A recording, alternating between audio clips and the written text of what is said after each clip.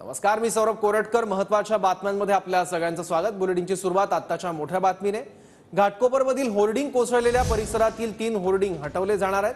थोड्याच वेळात पालिकेचे अधिकारी परिसरातील होर्डिंग हटवणार आहेत. थोड्याच वेळात पालिकेचे अधिकारी या परिसरात पोहोचतील आणि हे सगळे होर्डिंग हटवणार आहेत. वादळी वाऱ्यामुळे घाटकोपरमध्ये होर्डिंग कोसळलं होतं आणि त्यात 14 जणांचा मृत्यू झाला आहे.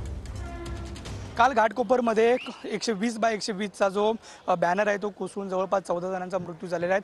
अजून सुद्धा जो रेस्क्यू आहे तो सुरू आहे. खरं तर या बॅनरनंतर आता राजकीय जो वाद आहे तो पिटू लागलेला आपल्याला पाहायला मिळतात. खरं तर पाहायला गेलं तर या परिसरात एकूण 4 बॅनर होते, त्यापैकी एक 120 बाय 120 बायचा होता आणि अन्य ते 3 आहेत ते 80 बाय 80 पुढचे होते. मात्र जर पाहायला गेलं तर पालिकेकडून लिमिट देण्यात आलेलं आहे. ती लिमिट आहे 40 बाय 40 आणि यापेक्षा सुद्धा नियमांचं उल्लंघन करून हे संपूर्ण जे बॅनर आहेत ते लावण्यात आल्याचं सुद्धा सांगितलं जात असल्याचं आपल्याला पाहायला मिळतं. मात्र आता पालिका प्रशासन आता कुठेतरी ॲक्शन मोडवरती आलेले आपल्याला पाहायला मिळते. पुढच्या अर्धा ते 1 तासामध्ये समोरचे जे 3 मोठे होल्डिंग आहेत, बॅनर आहेत ते काढण्यात येणार असल्याची सुद्धा माहिती पालिकेकडून देण्यात आलेली आपल्याला पाहायला मिळते.